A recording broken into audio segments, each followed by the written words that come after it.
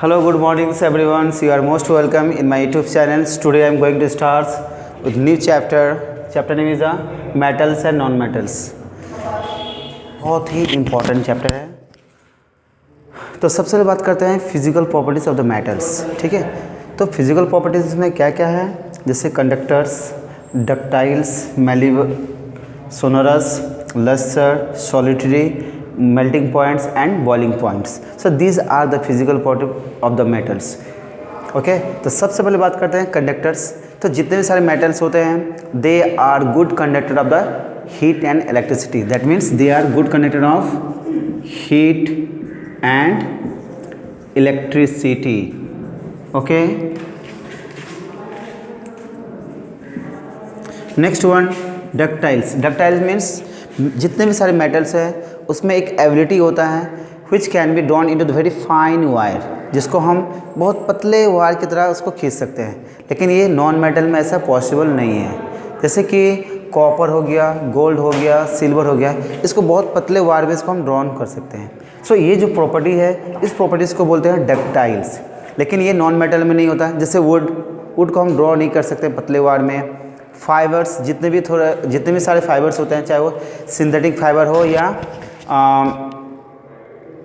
Natural fibre हो, किसी को भी हम एक्स्ट्रा ड्रॉ नहीं कर सकते हैं.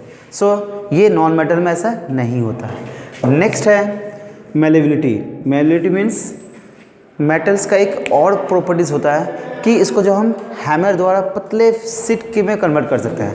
That means it can be change into very thin sheet by hammering. और इस प्रॉपर्टीज़ को क्या बोलते हैं, मेलेबिलिटी. नेक्स्ट प्रॉपर्टीज़ है मेटल्स का, वो है सोनरस. सोनरस का मतलब होता है कि जब आप किसी मेटल्स को आप बीट करते हो तो उसमें एक आवाज़ आता है. दैट मीन्स मेटल्स में ये प्रॉबिलिटी होता है, लेकिन ये नॉन मेटल में ऐसा नहीं होता है. ठीक है, नेक्स्ट है lustre. Lustre means that is the natural shine. जितने भी सारे मेटल्स होते हैं उसका एक अपना लस्टर होता है, उसका एक अपना शाइनिंग होता है. जैसे gold, their yellow, natural yellow colour. Copper brownie colour होता है, रेडिश ब्राउनी. आयरन्स और टोटली ब्राउन कलर होता है. तो silver it is the actually white colour. Sodium, potassium ये वाइट कलर में होता है. तो जितने भी सारे मेटल्स होते हैं सभी का एक अपना नेचुरल शाइनिंग होता है. तो दैट इज़ कॉल्ड लस्टर. उसी में एक चीज़ हम ऐड कर सकते हैं, अपीयरेंस. अपीयरेंस का मतलब ही लगभग सेम होता है. सॉलिडिटी. जितने भी सारे मेटल्स होते हैं they are solid at the room temperature.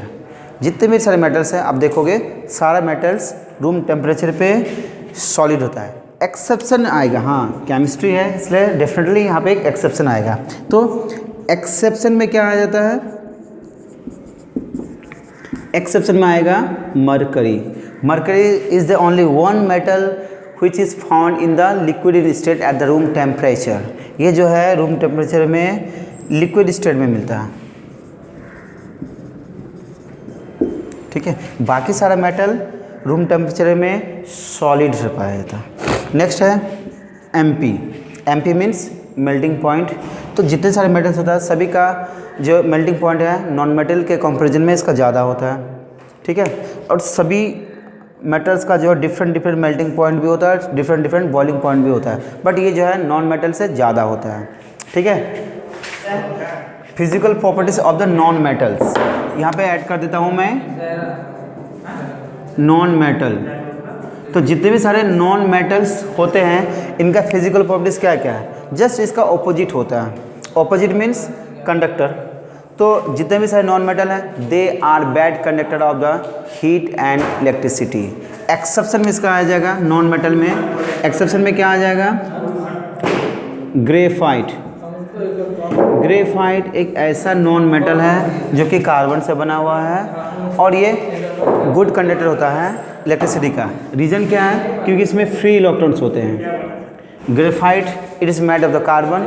और आप जानते हो कि कार्बन में जो बैलेंस है वो 4 होता है, लेकिन इसमें जो है कार्बन के बीच 3 कार्बन जो है एक दूसरे से बना हुआ रहता है. बाकी हर एक कार्बन में फ्री इलेक्ट्रॉन्स होता है. ठीक है, लाइक दिस. तो इस टाइप से एक स्ट्रक्चर जाएगा. तो हर एक कार्बन में आपको एक फ्री इलेक्ट्रॉन मिलेगा. यही फ्री इलेक्ट्रॉन्स क्या करता है, इलेक्ट्रिसिटी को कंडक्ट कराता है। दैट मीन्स नॉन मेटल में ग्रेफाइट गुड कंडक्टर होता है। उसी तरह से डक्टिलिटी भी नहीं मिलता है नॉन मेटल में, मेलेबिलिटी भी नहीं हो सकता, सोनरस भी नहीं होता, साउंड प्रोड्यूस नहीं करता है, लस्टर भी नहीं होता है, शाइनिंग थोड़ा होता है, लेकिन ये बहुत ही डल होता है। अपीयरेंस क्या होता है नॉन मेटल का, बहुत ही डल। जैसे ये डस्टर, ये नॉन मेटल है, डल होता है। लेकिन वही अगर मेटल की बात करें जैसे ये, तो ये शाइनिंग होता है। तो ये आपका मेटल है इसलिए इसमें शाइनिंग होता है, लेकिन ये नॉन मेटल है इसलिए ये शाइनिंग नहीं करता, मतलब ये डल है। नेक्स्ट है लस्टर्स हो गया, सॉलिडिटी। जितने भी सारे नॉन मेटल हैं गुड।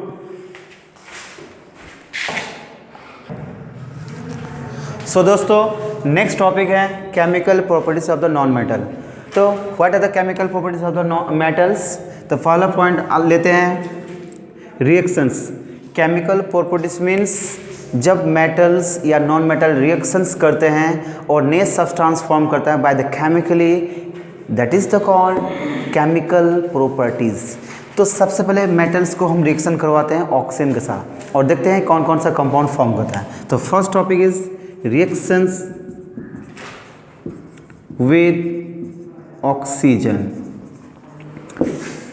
सो जितने भी सारे मेटल्स होते हैं बेसिकली जितने सारे मेटल्स हैं बेसिकली ऑक्सीजन के साथ रिएक्शन करके मेटल ऑक्साइड फॉर्म करता है। जैसे कि सपोज दैट हमने ले लिया copper. So when copper is burn मतलब जब इसको जलाया जाता है, तो बर्न मतलब ऑक्सीजन के साथ रिएक्शन करेगा। तो ये क्या फॉर्म करता है CuO। ये बैलेंस नहीं है, इसको बैलेंस कर दीजिए। तो ये Cu जो है कॉपर ऑक्साइड है और ये जो कॉपर ऑक्साइड है ब्लैक कलर में आता है, ठीक है। उसी तरह से और भी मेटल हैं, जैसे मान लो सोडियम है, जब ये ऑक्सीजन के साथ रिएक्शन करता है तो Na2O ये फॉर्म होता है। तो इस तरह से जितने भी सारे मेटल्स हैं ऑक्सीजन के साथ रिएक्शन करने के बाद मेटल ऑक्साइड फॉर्म होता है, ठीक है।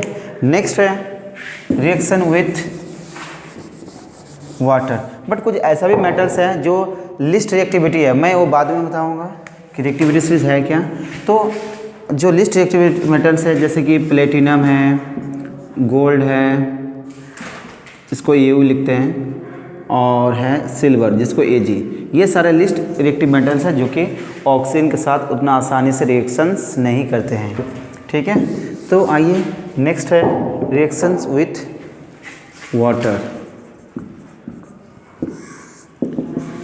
जितने भी सारे मेटल्स हैं बेसिकली वाटर के साथ रिएक्शन करके मेटल हाइड्रोक्साइड फॉर्म करता है। कुछ मेटल ऐसे होते हैं जो कि टोटली डिजॉल्व हो जाता है, घुल जाता है और एल्कलिस फॉर्म होता है। तो इस तरह के मेटल को बोलते हैं alkalis earth metal. But different metal जो है वो डिफरेंट कंडीशन में वाटर के साथ रिएक्शन करता है। तो आइए देखते हैं जैसे रिएक्शन विथ वाटर, जैसे कि सोडियम और पोटासियम, ये ऐसा मेटल्स है, कैल्शियम है, ये सारे मेटल्स और भी सारे इस टाइप्स के हैं। इन सारे मेटल को बोलते हैं अल्कलिस अर्थ मेटल, अनएल्कलिस मेटल, जो कि वाटर के साथ रिएक्शन करने के बाद ये टोटली डिज़ोल्व हो जाता है। तो NaOH का NaOH फॉर्म होता है, ऑलराइट। और यहाँ पे क्या आ जाएगा हाइड्रोजन गैस। उसी तरह से पोटेशियम है 2H2O, तो फॉर्म किया पोटेशियम हाइड्रोक्साइड और H2, ठीक है। ये बैलेंस नहीं है, अब इसको आप बैलेंस कर लीजिए इस टाइप से, तो बैलेंस हो गया। तो ये जो फॉर्मेशन ऑफ द हाइड्रोजन इतना फिगोरसली होता है, इतना फास्ट होता है कि इमीडिएटली जो है ये फ्रिक्शन होने के बाद इट कैच फायर, आग पकड़ लेती है, ठीक है। तो इसलिए ये जो हाइड्रोजन गैस है इसको हम गेन नहीं कर सकते, हमें सिर्फ ये मिलेगा। बाकी ये दोनों जो है ये बर्न होकर फिर से H2O फॉर्म करके वाटर ड्रॉपलेट बन जाता है या वाटर वेपर में कन्वर्ट हो जाता है। तो ये है कुछ ऐसा मेटल जो कि रिएक्शन करता है बहुत फास्टली। ये जो है ठंडे पानी में ही रिएक्शन करता है, लेकिन कुछ ऐसा भी मेटल्स है जो ठंडे पानी में रिएक्शन नहीं करते हैं। अच्छा, कैल्शियम ये भी रिएक्शंस करता है वाटर के साथ और ये डिज़ोल्व हो जाता है और क्या फॉर्म होता है CHOS का होल 2, ठीक है। और यहाँ पे आ गया आपका हाइड्रोजन गैस।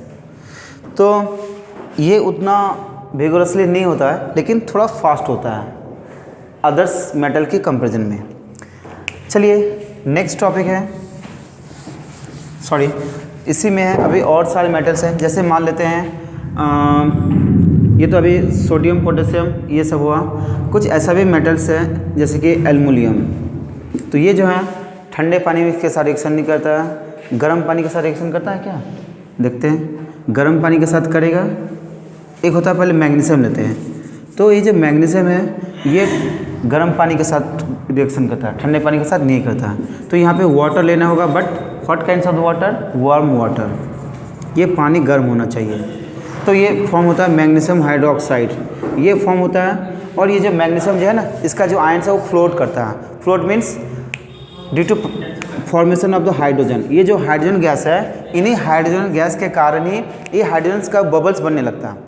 जब मैग्नीशियम को वाटर के साथ जब रिएक्शन करवाते हैं तो रिएक्शंस के टाइम में मैग्नीशियम हाइड्रोक्साइड फॉर्म होता है और हाइड्रोजन गैस।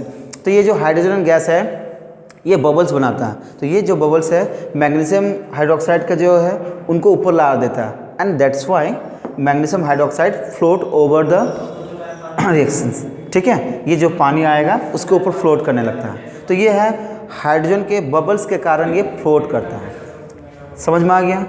नेक्स्ट है, कुछ ऐसा भी एलिमेंट्स है जो कि गर्म पानी में भी रिएक्शंस नहीं करते, जैसे एल्युमिनियम।